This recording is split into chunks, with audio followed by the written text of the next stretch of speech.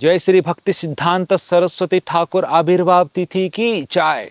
तो आज की इस पावन तिथि में भक्ति सिद्धांत सरस्वती ठाकुर, जिनको कि रे विष्णु बोला जाता है, भक्ति विनोद ठाकुर जब पुरी में नौकरी कर रहे थे तब वो जगन्नाथ जी को प्रार्थना की थी कि हे भगवान, आपका एक एक रे, आपका एक अंश मुझे आप भेजिए मेरे पुत्र के हिसाब से, जिसके माध्यम से सारा विश्व में ये मैं कृष्ण चेतना को प्रचार कर पाऊं। तो जगन्नाथ जी का कृपा से भक्ति विनोद ठाकुर को ये भक्ति सिद्धांत सरस्वती ठाकुर प्राप्त होते हैं। इसका ये भी प्रूफ है कि जब वो जन्म होते हैं तो उनका जो अम्बिलिकल कॉर्ड रहता है उनके गर्दन के ऊपर ऐसे निपटते हुए था, जैसे कि एक जिनेवा रहता है, एक ब्राह्मण थ्रेड जैसा रहता है। तो उससे ही भक्ति विनोद ठाकुर समझ जाते कि ये जो मेरा जो संतान जन्म हुआ है कोई साधारण संतान नहीं है।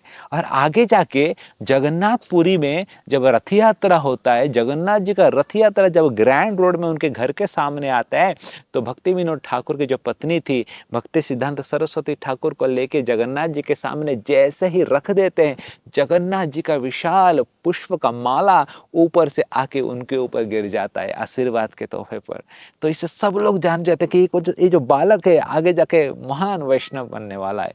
और जैसे ही थोड़े बड़े हो जाते हैं, भक्ति विनोद ठाकुर देखते हैं कि सभी प्रकार के लक्षण उनके अंदर देखने को मिलता है।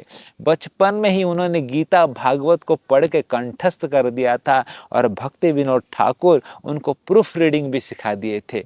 और इतना शास्त्र में पारंगम होते हुए भी वो अपने भौतिक कौशल जो स्किल सेट को भी छोड़े नहीं, वो सूर्य सिद्धांत भी पुस्तक लिख दिए थे कुछ ही सालों में। सारे जगत में उनका नाम से लोग जानते थे कि ये सूर्य सिद्धांत लेके हैं और उनको बड़ा बड़ा पोस्ट मिल रहा था, लेकिन उन्होंने देखा भक्ति भाव में अगर मुझे प्रचार करना पड़ेगा तो इसको छोड़ना पड़ेगा। तो उन्होंने सब कुछ छोड़ के उन्होंने हरि का भक्ति में पूरा जीवन को समर्पित कर दिया। आजीवन ब्रह्मचारी रहे, लेकिन जब प्रचार करते थे तो बड़ा कड़वा बोलते थे, सीधे सीधे मुंह में बोल देते थे। तो लोग आगे भक्ति विनोद ठाकुर को बोलते हैं, आप इतना मीठा मीठा बोलते हैं और आपका लड़का इतना कड़वा बोलता है, कुछ भी बोल देता है, सीधा सीधा बोल देता है, थोड़ा सोचना चाहिए।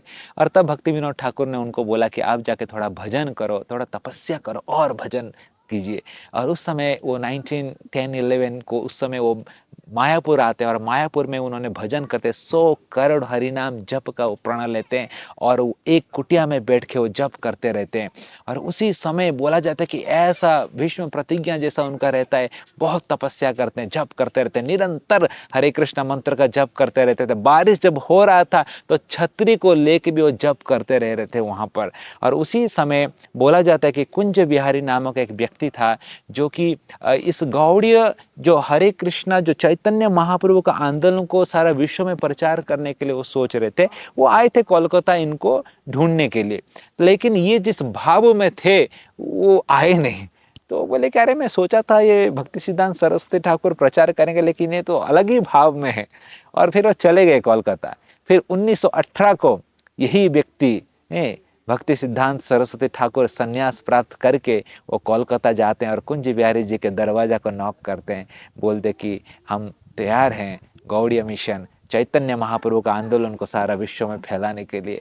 और बोला जाता है उसी रात को गौड़ीय मिशन का नींव कोलकाता में शुरू हो जाता है। और ये मिशन आप देखेंगे भक्ति सिद्धांत सरस्वती ठाकुर एक पहली बार इतिहास में ये युक्त वैराग्य का कॉन्सेप्ट दुनिया में लाया।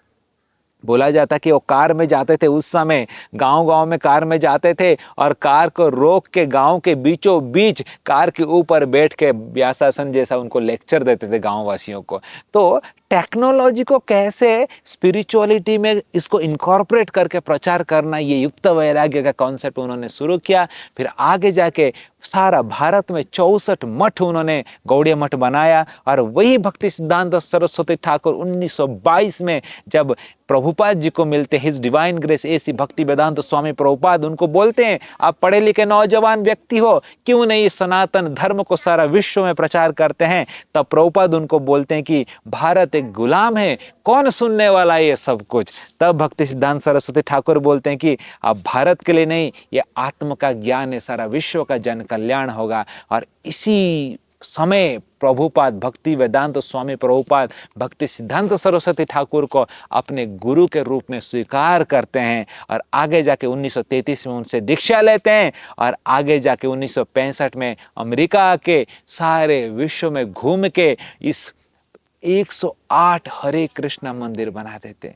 यही भक्ति सिद्धांत सरस्वती ठाकुर थे जिन्होंने उनको आदेश दिया था कि जब भी आपके पास लक्ष्मी मिलेगा मंदिर बनाइए और अंग्रेजी में पुस्तक वितरण कीजिए चारों तरफ। और इसी आदेश को प्रभुपाद अपने जीवन के अंत समय तक इसको प्रयास किया प्रचार करने के लिए। और आज के तारीख में आप देख रहे हैं सारा विश्व में 700 से भी ज्यादा हरे कृष्णा मंदिर हो रहा है और चारों तरफ वैष्णव समाज इसको आगे बढ़ा रहे हैं। ये देन था हमारे भक्ति सिद्धांत सरस्वती ठाकुर महाराज जी का। जय श्री भक्ति सिद्धांत सरस्वती ठाकुर की जय।